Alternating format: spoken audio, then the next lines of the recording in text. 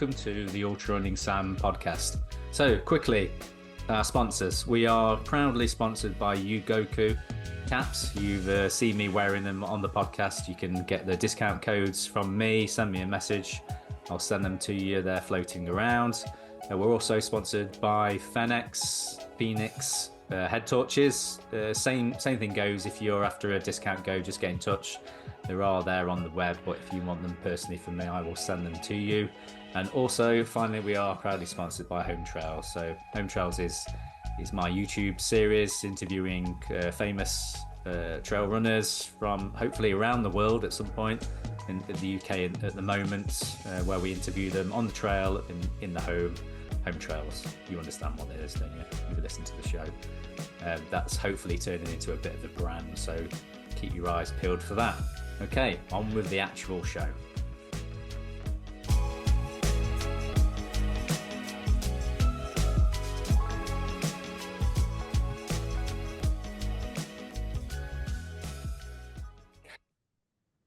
Yes, we are recording. I just had to stop our guests from talking too much because it's normally me talking too much at the start of the podcast before hitting record, but actually there's some golden content going on that we need to talk about. So I kindly asked them to pause while we hit record. So welcome to the Ultra Running Sam podcast. Craig Hanratty.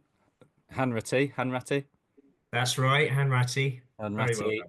and Mike Seaman. So Mike, you are a returning guest, aren't you? You've been on before a few years ago, but Craig, you're new to the Ultra Running Sam podcast, so welcome. Thank you. Thank you, Thanks for mate. having me. No problem. So what we were talking about before I cut us all off, and we were talking about Mike. Craig, you are for the show for the running show. You are the event director, and now Mike is sits in an ivory tower as a Yeah. as He has CEO. his own office, Sam. Which they make me go into so I don't interfere anymore. I'm not allowed to get involved in the show anymore because I just cause trouble. Fair enough. But yeah, before I rudely interrupted you, Craig, Mike was saying how Craig is an accomplished runner himself, but then Mike casually dropped that he was doing the Winter Downs 200. So Oh, I'm absolutely terrified of this, mate. So, because I've done a few hundreds now, and you know, you look around, and this is the problem with ultra running because there's always someone who's doing something more stupid and more ridiculous. And I just was following the Winter 200 this year, and it was so inspiring, and it sounds so accessible that you can do 200 miles in 4 days. That doesn't sound that far. I mean, obviously it is, and it's ridiculous. And I'm looking at all the really good runners who really struggled with it, and I'm like, I mean, it's going to be an absolute war zone for me. It's right at the edge of my ability, but it's quite exciting, isn't it? That's why you do it. But Craig's done a few. I think one of your first shows for us, Craig, didn't we send you out to LA? And I made you run the LA Marathon with like 2 weeks Yeah. notice. Yeah. So I had done no training. I was going out to LA to work on the LA Marathon Expo. So I had a lot of meetings set up.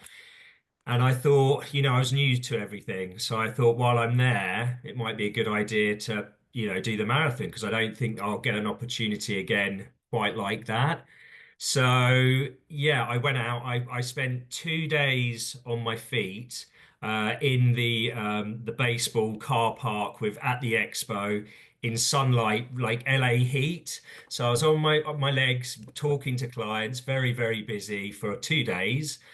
And then, yeah, I ran the marathon. So I took it on. So I had literally 6 weeks training.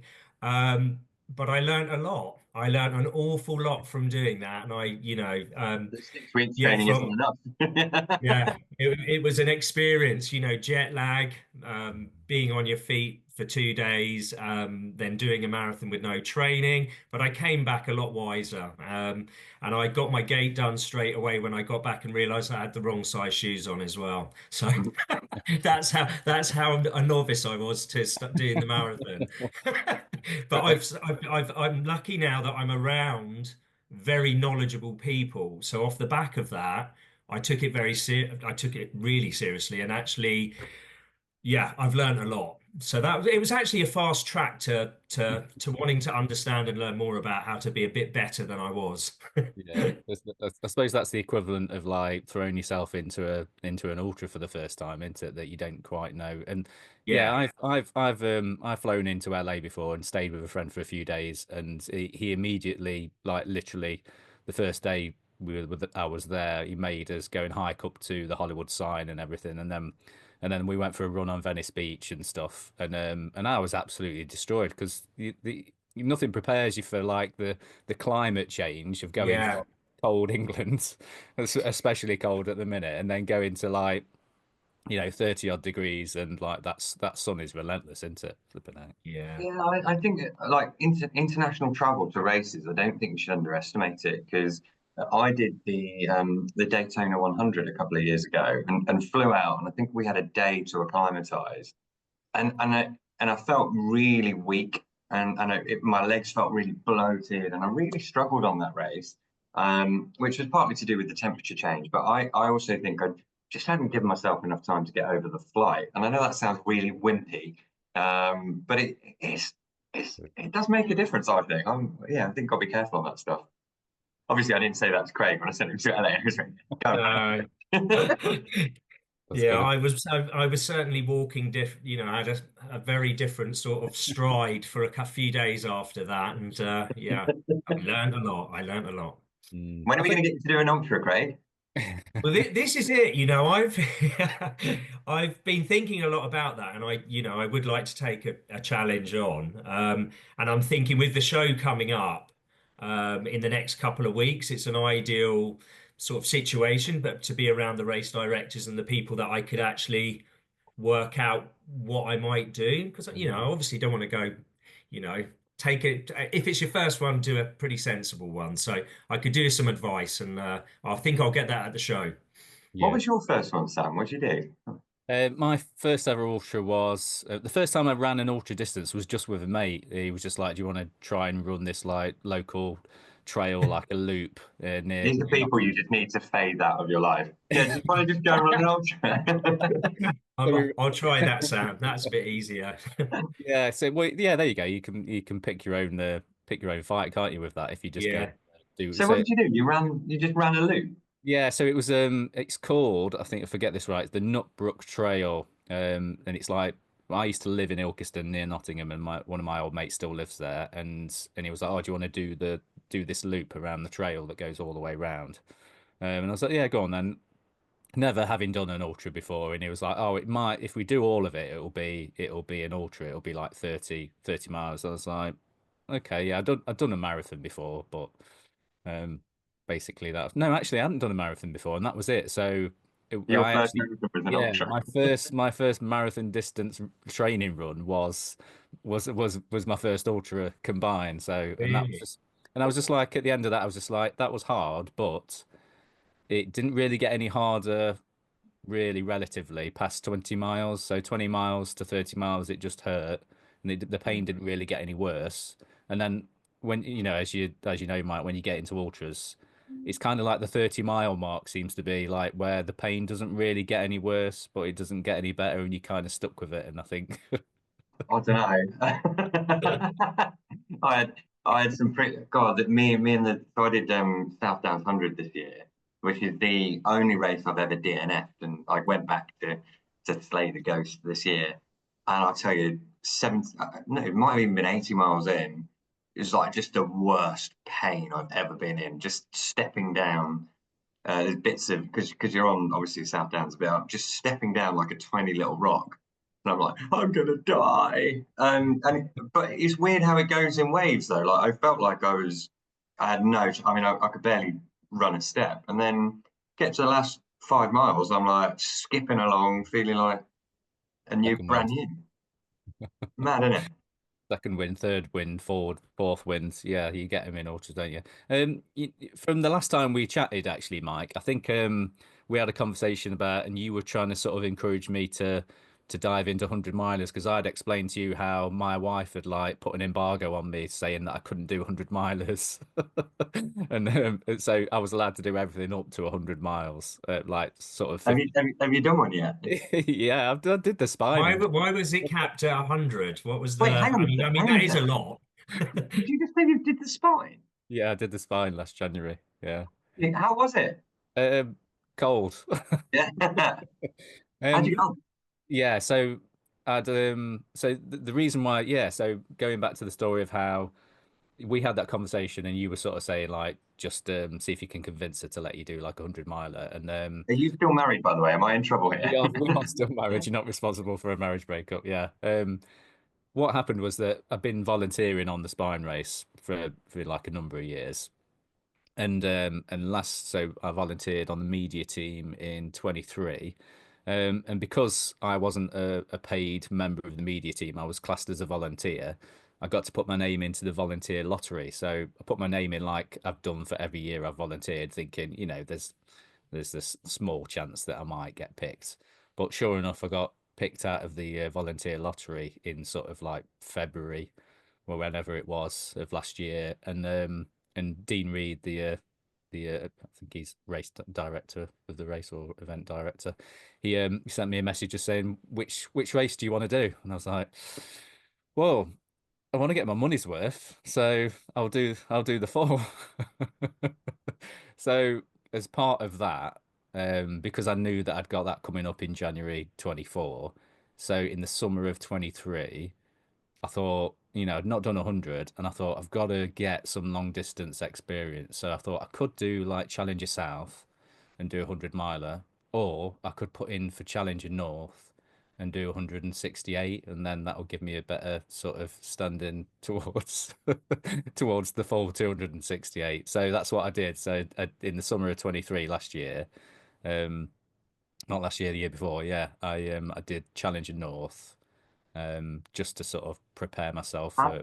how long does the Challenger North take you? So 168. Yeah, What? so set off on. So you set. It's a weird start time for that race. So it's 6 p.m. on the Sunday night. You set off, and I Oh, think that's right. So you already lose a night's sleep straight away. yeah, you go straight into the night. And I think I finished Wednesday, some point Wednesday lunchtime, something like that. So, but it was honestly, I mean, I love summer races, but it was the perfect storm of literally like we set off in torrential rain at Hawes and you go straight up Shunnafell and everybody had got like the full like winter kit on like and it's middle of June. It had been like heat waves like that year, like in June, been like 30 plus degrees, and then it's suddenly like absolute torrential rain, got absolutely soaked. In fact, we were climbing the first climb as you go straight up Great Shunnafell, and as we were climbing up and it was hammering it down with like just absolute carnage rain. In the distance, you could see lightning striking the top of Shunnafell. The storm came over. Be there hiking in all your like wet weather gear. You got carbon poles, and you're hiking away, thinking, what have I done? Yeah, in that race, I learned a lot about You pushing. hate ultra running. Yeah, pretty much, yeah. But my feet, so what happens was because it was so wet at the start, everybody got wet feet. No matter what you did with your shoes or socks, forget waterproof socks. It was so wet that everybody's feet got absolutely macerated before the first checkpoint. And then after that, it dried up and the sun came out, and obviously everybody's feet then got hot and swelled. So they said that it was probably like the worst year they've ever seen, like for feet, just absolutely destroyed feet. And I've Did never you ever been did in. you have to change your footwear and socks and stuff, or did you just roll Yeah, through? it made no difference at all. I started getting blisters at about mile 60, which wasn't too bad actually. 60 miles in, started Yeah, getting but you've got another 100 to go. That's another not very. 100, another 100 odd. So you got 100 miles of blisters. And my feet were just absolutely like in ribbons by the end of it. There was nothing that you could do, and everybody was the same. They didn't meet one person that didn't complain about the feet. Some people were Just like, take. persuading you to do an ultra, Craig. Oh, yeah, I'm listening to everything I hear. I Like mean, avoid the rain for yeah, sure. That sounds a terrible start. Like yeah, that's hard. That's hard. That's really tough. it's not. I mean, that race is bad enough at the best of times anyway. But I think it was just they said it was just the perfect storm of conditions. So That's um, amazing, though, mate, that you've done that. This is the problem of having this podcast. You're going to be talking to loads of nutters, and they're going to go and make you do things like that, make you think it's normal. yeah, So you did a 160 mile as a training run, and then yeah, you went and so did the spine. I mean, the spine. God, tell me about it, mate. What's that like? yeah. So Sorry, I've turned into interviewing you now. So that's that. I mean, everybody's heard this story on my podcast already, but yeah, I'll go through it again. So I'd kind of training went okay for it. So I did that. So I did that 160 miler in the summer. It took me literally about 8 weeks to get back to running again. My feet were so bad, and my dodgy knee that I've got anyway. So sort of rehabbing that, but worked my way back up through mileage and stuff, and did some great training for it, and I was like fully prepared for it. And then got up there, set off really well, feeling pretty good. Conditions were just like standard spine weather, sort of quite cold, but not really cold. But then the snow came in and it went super cold. So it started snowing from. So I was, yeah, at the same point going over Great Shunner Fell. It was, no, getting up to Hawes. It was absolutely Baltic. It was, I don't know how cold it was, but some reckon that with the wind chill further up, it was like -20, which I could believe because one of the checkpoints going out of the what used to be Middleton Langdon Beck, is it? Checkpoint where you go up to Hike Up Nick and Cross Fell and everything. That was, I've never ever been so cold in my life. I had every single layer on possible. So I got like two lots of like waterproof thick socks on and my like boots. I'd got two lots of leggings on, waterproof shell layer on the outside. I've got like four layers on the top. I've got like a puffer jacket on. I've got my goggles, hats, everything, absolutely everything. I've got like fur lined mitts, and it's so cold that at some of the points I was stopping to do stuff, do a bit of admin, like get some food out or something. But and you like as soon as you stopped, you were absolutely aware of the fact that if something went wrong and you had to stop, basically it was game over because it was so unbelievably cold. Um, but that night, sort of hiking, running, probably more hiking than running, got to hike up Nick and the sun was coming up. And that like that will stay with me forever. That view of High Cup Nick, absolutely spectacular. Craig, if you know what it is, it's like it looks like a meteorite has sort of gouged a massive hole in the side of a mountain. Wow. Kind of walk down the side, you hike down the side of it and stuff down into a village, and then you go up to like Crossfell and everything. And Crossfell was like a moonscape. It was just like snow, like post holing, like trying to find a track through. And there's like I've got some great photos of like the weather station. And it looks like it's on another planet with all the frost coming across. So basically, the theme was really cold. And then on the Thursday, I was coming out of Alston, and there was loads of that section is really quite boring, and you're going across moors and fields and stone walls, loads of stone walls. And I went over this stone wall at about 4 o'clock in the morning, and I slipped on the climbing over the top of it. I slipped, fell forward, stuck my poles out. One pole snapped, and the other one sort of went out of my hand, and I ended up landed on my hip and landing on my head, whacking my head on the frozen ground, and knocking myself out. Um, You out unconscious. yeah, unconscious. Yeah, so I'm not sure how long I was out for, but all I remember is like sort of opening my eyes and seeing like just the frosty grass, and then a guy picked me up and just sort of got me to my feet. And I kept falling over, couldn't stand up. And he was like, "What do you want to do? Do you want to sort of call the medics and stuff?" And I was like, "No, we were like sort of 2 hours past where the safety checkpoint was, and it was another 4 hours to get to where the next sort of checkpoint was at Greenhead near Hadrian's Wall." And I said, "No, I can't. If I stop, then I'll go hypothermic. I just need to keep moving." So he gave me his pole, and we just basically just hiked together for like 4 hours to get to Greenhead. and then the medics, because people were passing us, and we were sort of telling them what had happened. So by the time I got to the safety checkpoint at Greenhead, um, the safety team came and met me, and they were like, we've heard about you sort of falling, knock yourself out. Um, we need to put you out of the race. I'm like, no, no, no, no, no, no, no. You can't put me out of the race. They're like, well, officially, like what we're supposed to do if someone's lost consciousness during the race by knocking themselves out, then there's risk of like head trauma and everything.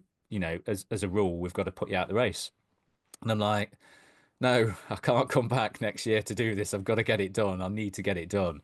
So they said, right, okay. As I said, I'm happy to be put out of the race, but I want to be assessed by, because these were just sort of, they were paramedics. And I says I want to be assessed by, no offense to them, I want to be assessed by one of the doctors on the medical team. So they said, fair enough, go into the visitor centre at Greenhead, and they've got like a fire there and stuff, and they were making me cups of tea. And basically, I had to wait there for like 5 hours or something, 5 or 6 hours for this one of the top doctors on the race to come and assess me.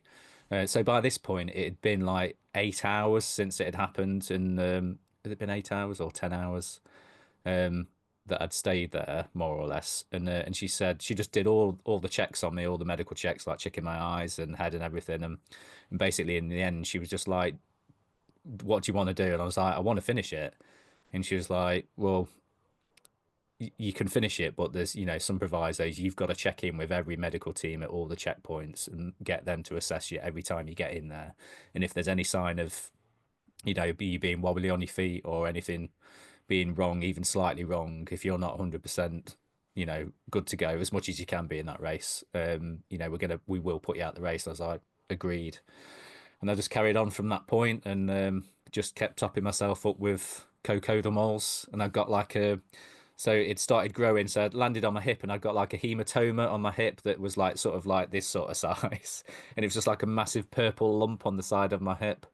Some horrific photos that I've put on Instagram of it to scare people.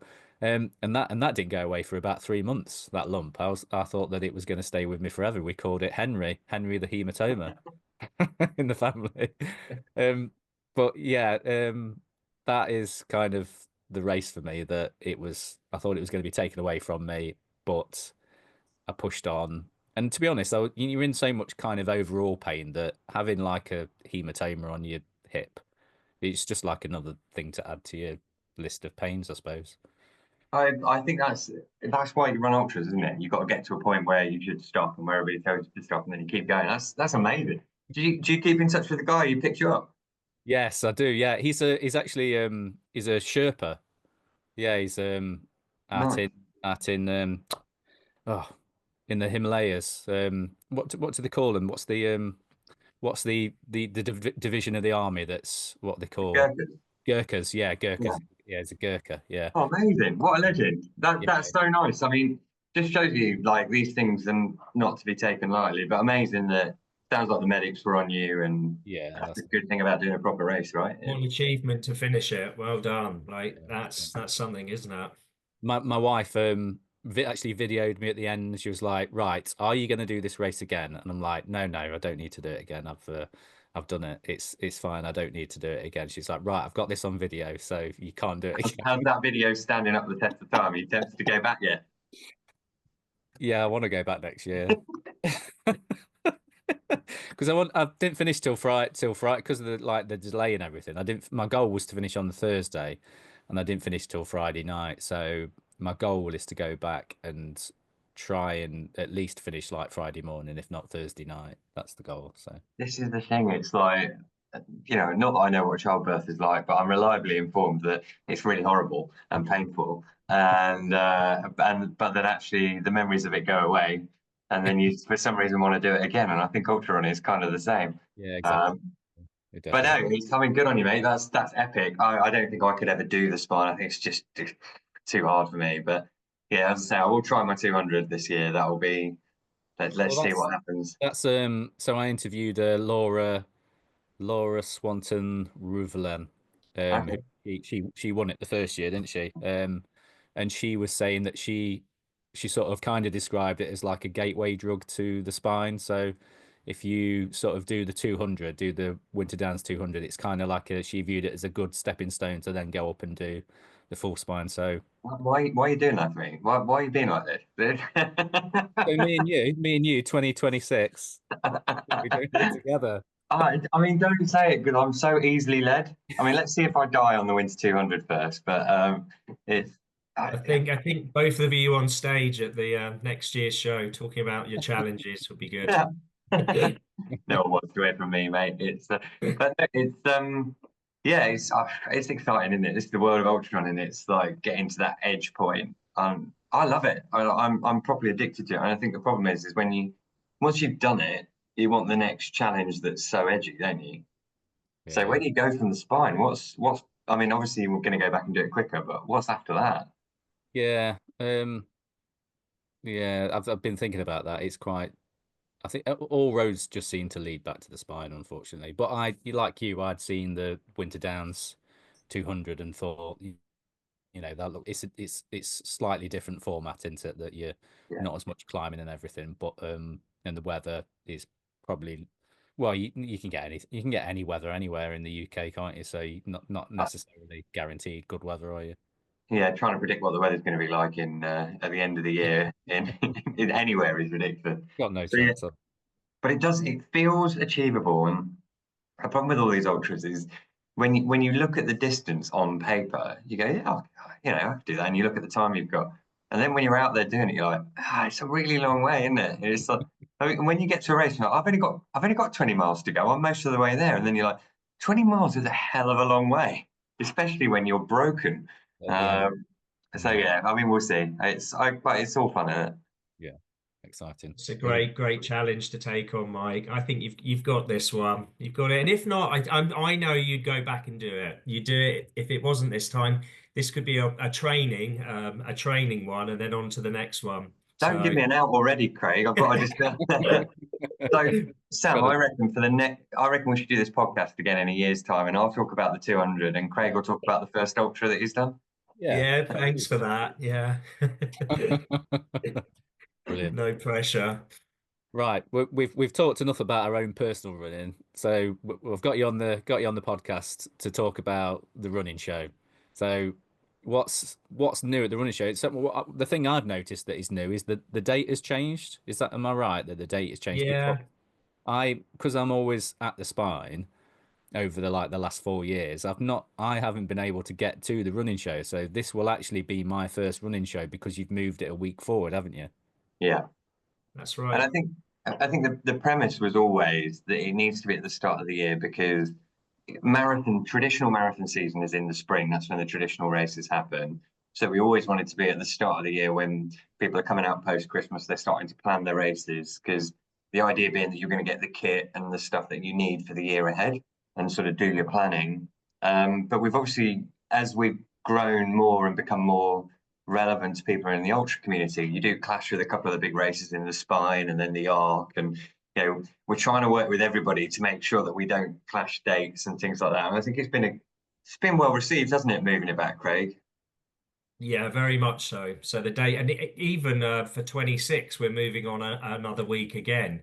So we actually run into the 1st of February. So yeah, it's a better timeline for sure. And I think that's why so many brands have sort of gravitated towards the next show, which is making it, the largest event we've ever done, which is really exciting to see. Um, it's amazing. I came on board with the show back in February, and to see the rapid progression of all areas of the show, whether it be activations, the brands, the speakers, it's just we always try and say, look at the event and as each year it has to be different. And when I came on to the show, like I said back in February, I was like, it needs to be. I've been to the show, I've visited it a couple of times. Um, but what's happened over the last few months is phenomenal, really. And it just shows, the sectors, the trail running and the ultra zone within the show has become our fastest growing sector. The new brands on board like Janji and Merrill, all coming in a big way to the show, bringing all their latest innovation, and that filters through the whole show. So it's just it's incredible to see what's going on. Yeah, it's great. And I always sort of, sorry to cut in, I always I'm so glad just talking about the date moving.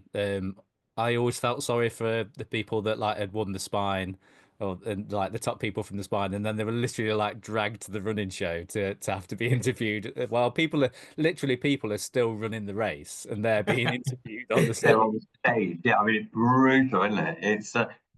Yeah, no, it's also our team. I think it's a weird thing in exhibition, right?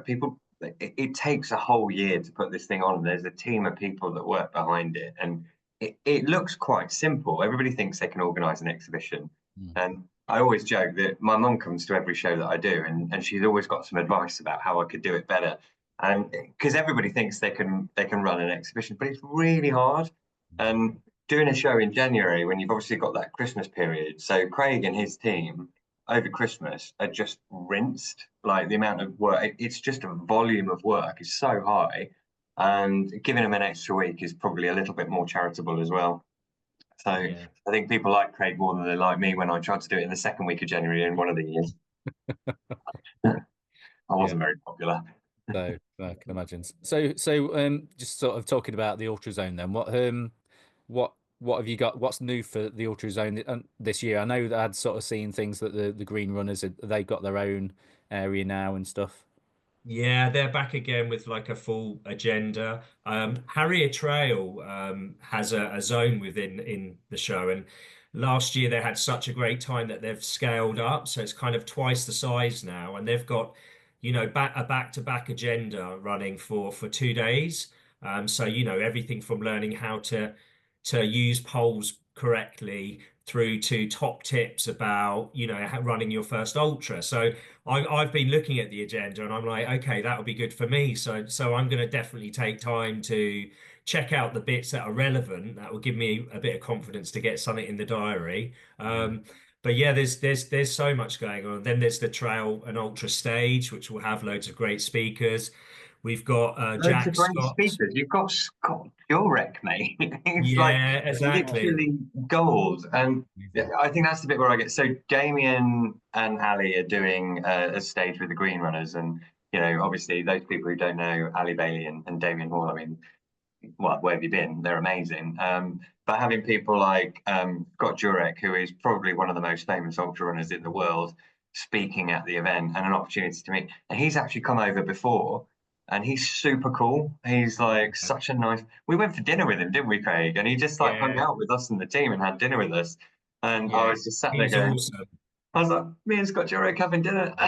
Totally cool about it. Totally cool about it.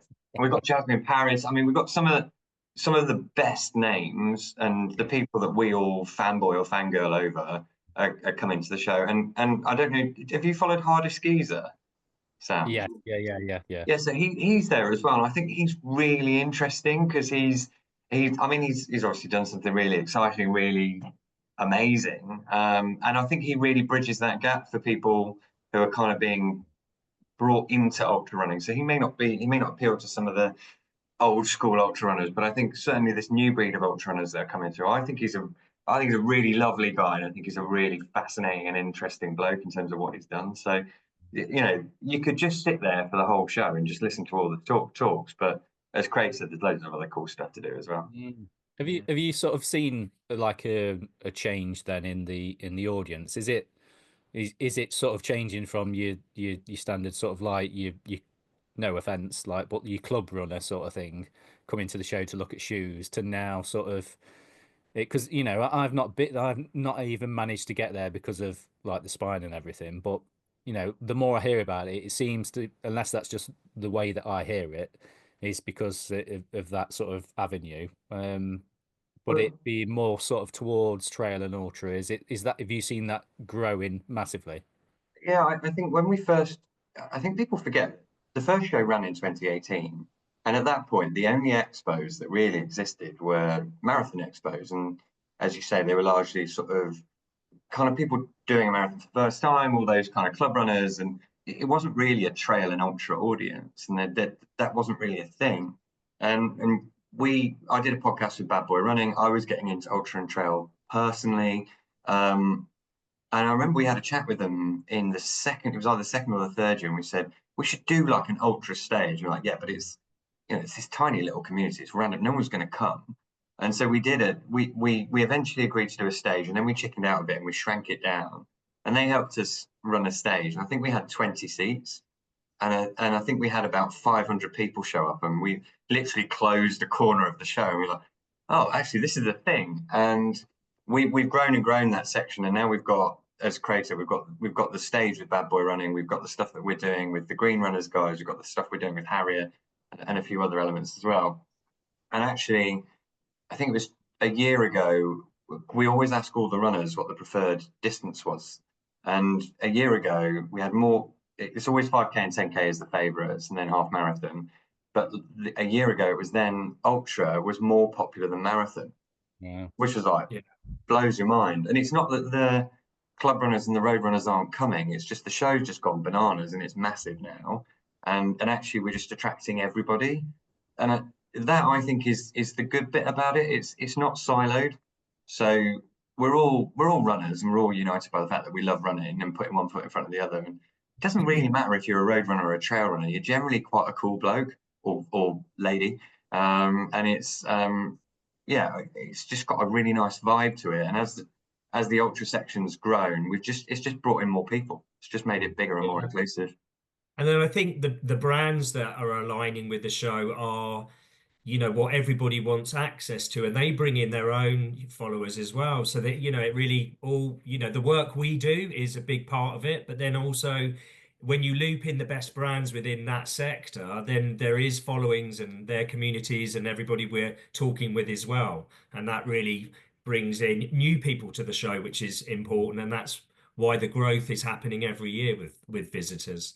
Mm. Yeah, and I think, I know you're more interested in the ultra side, but we've also got some real household names going. So we've got Mo Farah again this year, which is amazing. And he's lovely. He's everything you want him to be. You've got Denise Lewis this year for the first time, Colin Jackson, So, people like Jenny Faulkner. I mean, there's some really cool people. And we always have Susie Chan and Ewan Thomas as our main stage hosts. And, Susie's, Spencer Matthews talking about his desert run.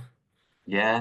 Oh Yeah, yeah. so, the content's mega, and people like Debbie Martin Constani, who's done she's elite, and you could miss her, but she's like one of the best ultra runners we've got in the country, and she's amazing. So yeah, definitely spend your time looking at the speakers as well as the brands. I think Mm. the issue now is the biggest issue I have is I wish I could cut myself into 4 bits and then do everything, because there's actually so much that you want to do when you're there. Mm. Yeah, it's a 2 day show for sure. You can really come for 2 days and be engaged enough.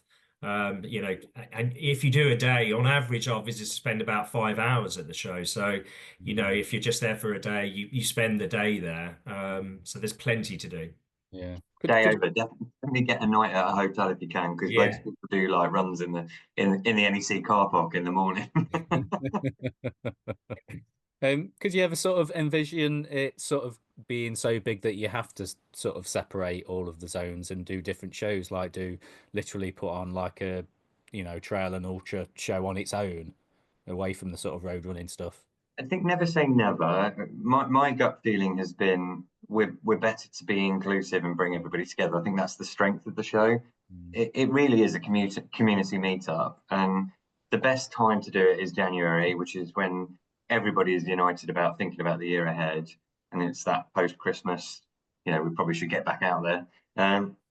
If you've done what I did and filled yourself on Ferrero Rocher and Baileys for the last 2 weeks.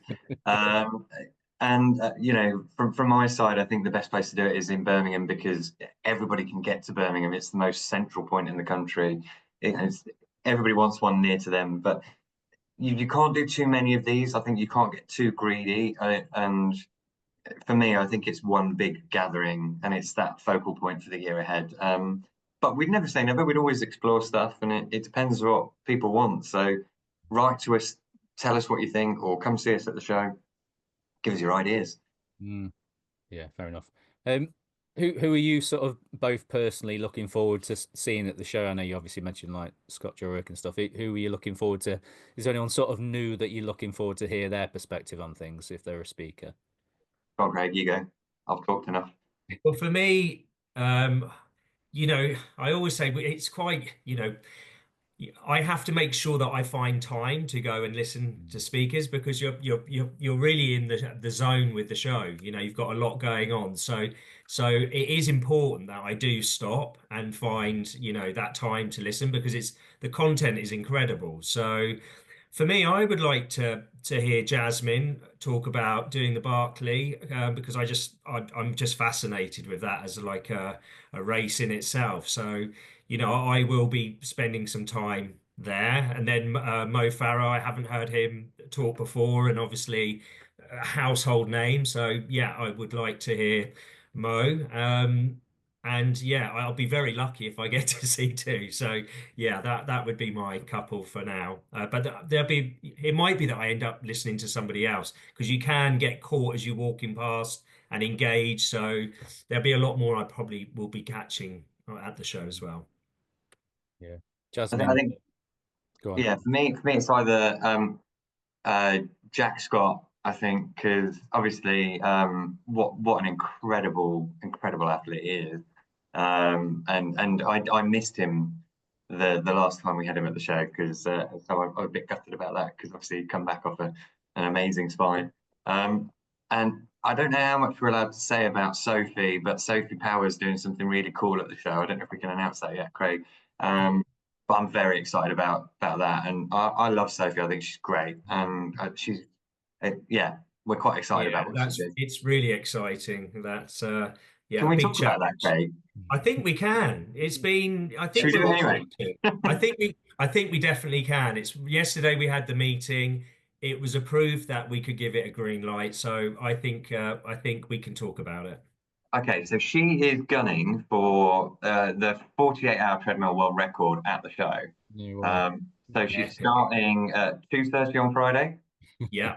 and finishing inside the show. So while we're doing the build up of the show, so we're literally going to be making stuff around her while she's sat on the treadmill. Mm. And then we're 2:30 on the Sunday should be finishing. So there'll be an opportunity. We'll have three treadmills, one for her and a redundancy one in case that one anything happens, and then a treadmill so anyone from any member of the public can come and Run with get her. get on the treadmill and run with her. At pace, at the same pace. Yeah. Yeah, so I've done a few of these sort of, and there'll be some rules about what you can and can't do. Don't try and go in and burn your fastest 5K because it's quite Yeah. demoralising for someone who's been on a treadmill for 48 hours. But Sophie, she's amazing. She's doing it all to sort of as a charity fundraiser. She does a lot of work about encouraging equality in racing and opportunities for women in racing, which I think is very admirable. I mean, she's just elite. That woman, she's incredible. I don't know. Did you see her film that she did when she did the Ireland run? Yeah, that's amazing, wasn't it? The stuff that she is able to put herself through, and she's just such a yeah. I got to spend a bit of time with her up at Kendal, at the Kendal Mountain Festival, and she's just such a lovely person and able to do incredible things. So it'll be really nice, I think, to have something like that happening inside the event, like seeing these kind of untouchable elite athletes, but they're right there and they're doing it, and you can actually see what they're doing, and it's going to be grim. It's not going to be pretty, but that's kind of what it's about. It's brave, isn't it? That to do something Yeah. so hard, so publicly, Yeah. so many people watching. Yeah, and let's be honest, she could fail. Like there is a high degree of risk in this, and it's jeopardy. There's a lot of hoops that we've got to jump through in terms of to get it approved as a Guinness World Record. There's so many, you have to have so many invigilators. Multiple cameras filming the event. Yeah, Mm. everything's got to be tracked. There's going to be a huge team there from her side, and then witnesses. So it'll be really quite great for the runners coming into the show to be able to see something like that. So it's a real good addition, and that's actually in the trail and ultra zone near the stage. So that's where it's all taking place. Can you imagine the pressure though, Sam? Like literally, there's tens of thousands of runners coming through, and she's if you fail, I mean it's pretty and this is not an easy record to break. What's the We difference? actually had two TVs on a wall so that the treadmills would face the wall, and she said, "No, turn the treadmills round. I want to be facing the Yeah, yeah, audience." see everyone. So there's three treadmills. So yeah, like Mike said, one will be for her team, and then one for the visitors, and one for herself. So she wants it like fully interactive and everybody to be a part of it, which is great, really Yeah, great. you'd need that, wouldn't you? You'd need Yeah, the distraction of people going yeah, by, because I can't think yeah. of anything worse than staring at a wall. See, yeah, Well, exactly. but here's the thing, right? The show's only open for 8 hours a day. Yeah. So The she's rest got of to the go time. through the night in a big, drafty, empty hall at the NEC with maybe a security guard and a medic and First aid, yeah, couple of everything. couple of invigilators. I mean, that's when it's going to get tough because and and you've done ultrasound, so you know what it's like. That stimulation when you go from being out in nowhere for hours on end, and then you come into a small crowd of maybe 10 people and they're cheering. That can be quite an overload. When you've got thousands of people, Yeah. I think that's the whole thing to contend with. So she's very, very brave. It's very exciting. I've wanted to do something like this at the show for ages, and it was Yeah. actually her idea. She came into the office, we went for a run, and we were talking about it, and It's their own fault. and we're like, yes, let's. Yeah. So good on her. As I say, there's no guarantee she will succeed, and there's actually we don't care if she does it or she doesn't. It's the fact that she's going for it. I think that Taking deserves part, all. isn't it? Yeah. Wow, that's amazing. Yeah, yeah, exclusive. You heard it here first. I'll get this podcast out as quickly as possible. Yeah, Craig, you better ask Sophie, or I might get in trouble for. I'll get on to marketing straight away so Yeah, they can yeah, get it talk to her. out as quickly as possible. Yeah, I normally try and turn podcasts around as quickly as possible. But obviously I'm going up to Edale after this, to get set up for all the media stuff for the coming week. So actually I'll be sat in front of my laptop for most of the afternoon anyway today. So I'd imagine that I probably will put it out at tea time today, maybe. So you No, probably go for it. A lot are used to me giving away all secrets on podcasts. I do it all the time. I get in so much trouble. This is why Craig's in charge now, and they put me in like a little office where I can't cause any trouble. amazing. Needs to Yeah. be contained. Yeah. Any sort of final thoughts on what you're sort of looking forward to with this year's show? I think one thing, Craig will probably talk about the show. I think from my side, just we've talked a lot about the elite people and ultra because ultra is this big, but not everybody is running the spine like you or doing 100 milers and things like that.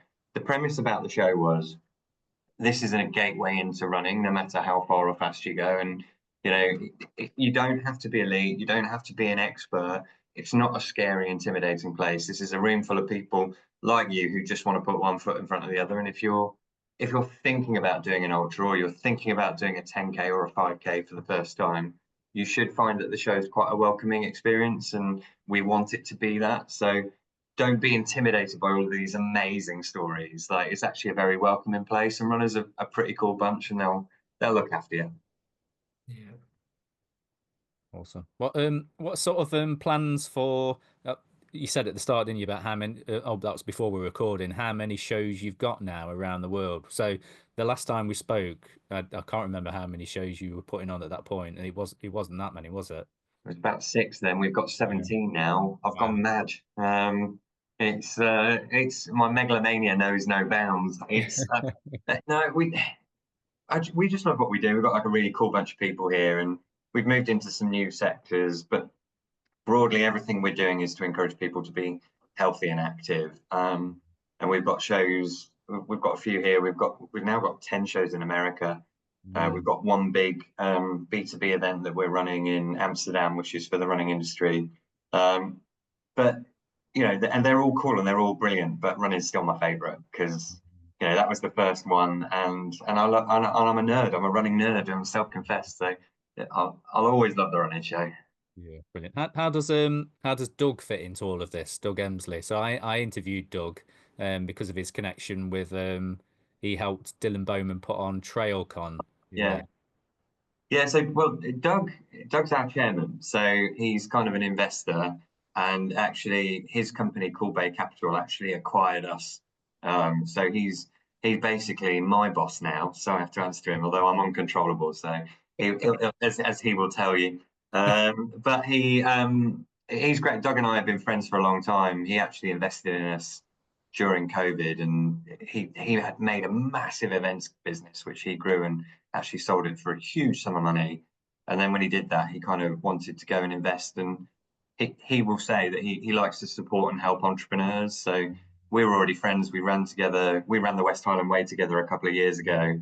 And so I had 96 miles of Scottish weather to pitch him about why he should buy my business and help us grow it. And he's by the end of that, his ears were bleeding, and he gave me a load of money. And uh, he, he's probably one of my he's probably the person I respect most in business. He's one of the best business operators, but he's also a very good man who really believes in running, and he really passionately believes in the benefits of having a healthy and active lifestyle. And he's willing to invest his personal time and money into achieving that. So he's kind of like my mentor and my mate, but don't tell him I said that. But no, he's quality. So he's our chairman. Yeah, he's a good guy. After I interviewed him, we sort of kept in touch, and I've been sort of throwing ideas at him for things that I think that would be a good idea in trail running and stuff. And we I was he's as excited about some of the things I love about trail running as well. So he was sending me photos. He went over to Western States, didn't he? Obviously, because he was there for trail. I was with him. Oh, you were Yeah. with him, were you? Yeah, so I sort of was just there as a mate supporting him when they launched TrailCon. So people who don't know, TrailCon sits between two of the biggest races in terms of Western States and Broken Arrow. There's a week in between, and there's like in Tahoe, they did a small launch event last year, which Dylan, and Brendan sort of put on, and that was just a taster. And I think this year is going to be the first year where they've done it at scale. We're helping them a little bit just because, not in an official capacity, but we're just being nice and supporting. It's just amazing what they're doing out there. They're trying to galvanize the whole trail running community in one space, and it seems to be working. Yeah, it's a great idea, and I think Dylan Bowman's full of. I always tell him he's got like a crystal ball when it comes to like ideas in trail running and stuff. So yeah, no, it's obviously helped him having Doug on board to sort of make that a reality. It's something I'd love to go this year. I'd said to Doug how my goal. So I've been filming a few like mini documentaries. So I under my little side hustle called Home Trails, little advert there. Nice. So What does Home Trails do, Sam? Tell us about it. well, it started as just like the title for a set of videos that I wanted to do, a set of films. So I got this idea for trying to think of something different in the YouTube world, because everybody does something, trying to find something a bit of a niche sort of thing. So my idea was to sort of interview runners that had done something spectacular, but get them from two perspectives. So interview them like a sit down interview, like a formal interview in front of the camera, but then also the same questions that I asked them when they sat down in the sit down interview, ask them the same questions or similar questions while we're running, and film it at the same time. So it's like so the first one I did was with Jasmine Paris. So we talked about Barkley and everything, and the Yeah. questions that I got for her. So if you watch that film, it's one conversation, but it takes place in two places. So it kind of merges Well, I like together. that. Yeah, Yeah. So that's great. so the idea is home trail. So at home, the idea is at home, sit down interview, and then trail is the outdoor bit. And it kind of, I think it works. It flows quite well. The conversation going from sat down to running, and the same sort of questions and everything. So I did that. And then I did another one with Jack Scott about in the summer. Did that about him obviously winning the spine and everything. So my where was I going with this? Yeah, so I'd sort of said to Doug that my like sort of ultimate goal would be to go out to the States and do it out there. So once I've sort of got a few people in the UK that that would agree to doing it, and I've got a few lined up, then take it to the US and sort of go and try and get all these famous ultra runners and do the same sort of format, home and trail. Well, they're all there at TrailCon, mate. That's worth a flight. Yeah, well, that's it. So I said to Doug, I'm considering see if I can do like a bit of a GoFundMe to try and get people to sort of back a filming trip and basically pay for a holiday for me to go to Western States and TrailCon. You heard it here first, guys. Sam needs a holiday. Everybody give him some money. But Yes. mate, if you do go, because I'll be out there for that, I'm going to go and help him again and Yeah. just support it. But I mean, it's such a great idea for an event, and it's not obviously commercial. It's just actually people getting together for the good of the sport. And I think that trail running and ultra is, like it or not, is professionalizing, and these, the businesses that support it, and they do support it, they need to make money, and they're all looking at that. And you've got the rise of races like UTMB, which people have different views on and things like that. I think it's probably inevitable, and actually the way to shape the conversation is to be part of it. And if we're all in a room together, then we can help sort of nudge it in a direction. I mean, I'm not saying anyone's in control, but if you're not there, you're not part of the conversation, so you really should be there. Yeah, it's one of those things that's needed, isn't it? I know after the whole UTMB and Whistler debacle that happened, where there was all that controversy about them taking over a race over there, I got in touch with UTMB, and I managed to set up a podcast with the head of global trail running from UTMB, and then a guy from Ironman and everything, and we had like a really honest conversation about the mistakes that they've probably made and how they viewed them and how the trail running like community viewed them. And at the end, it kind of, everybody, I felt that it was, kind of a level playing field because they managed to get their side of the story over, as opposed to all of the sort of hatred that they'd got through social media. And I think TrailCon it's one step better, isn't it? It's getting everybody in a room to talk. Yeah, and honestly, I think that's it's such an important conversation to have, because I don't think UTMB are the bad guys, actually. I think it's very easy to knock them on social media. I'm not saying that everything that they've done is I would support, because I think there's been some things that I actually oppose, and I didn't like. But equally, they're a catalyst for our sport. I was in Chamonix. I mean, the vibe. If I could bottle the vibe at that event and live it for the rest of my life, I would. It was utterly positive, and it was phenomenal. And everything has, it's all about nuance, isn't it? Everything has edges and layers, and if you reduce it towards a comment on social media, it becomes very, very polarizing. And actually, I think these conversations need to be had, and they need to be had in a much longer format. And the way to do that is through an event, which is where I think Dylan, Doug, and Brendan have been really clever with TrailCon, in that they're actually facilitating that conversation, and it will make the sport better. So if you're a brand, or you're a race director, or you're an influencer, and you're in the trail running space, I'd urge you to have a look at TrailCon and see if you can get out there, because it's cool as well. You get to run in some really cool places out there. Tahoe is amazing. Yeah. I'd never been before, and I was just like, I'm moving here. Yeah, because I grew up in Belper. I used to go to the Ilkeston bowling alley back in the day. So it's different gravy over there, though. Their scenery is like us on steroids. It's amazing. Yeah. I loved it when I went out there in. I went and ran I probably told you this. I went and ran a follow cam for Western States in Did 20. you go up that first hill? Yeah. No. It was at the finish. So I was running up and down to Roby Point. So Right. running back up to Roby Point to film them coming down to the track and everything. So I got to see those trails around there. I Yeah. think me and Doug did the first climb of Western States. Well, Escarpment. Yeah. we did about half of it, and I was battered. And I was like, this is the first climb. It's Yeah. about 5 miles up, isn't it? That first climb. Mental. Absolutely Yeah. brilliant. Um, yeah, just wrapping up then. You talk about that sort of same vibe that UTMB's got. Is that the kind of, atmosphere that you want at the running show? Yeah, we want a community of runners, no matter how you look, what you do. distance, surface, all of those things. We just want a load of people who love running and are positive about it and are excited about the year ahead. And it does come across. It is a relentlessly positive room. And if you're into running or you want to get into running, just come along and have a go. Yeah, brilliant. Any We could final? probably do the dates and stuff, Craig. Do you want to do all that? Yeah. Well, it's the show's on the 25th to the 26th. If you want to get tickets, you can go onto the website. They're live now on nationalrunningshow.com.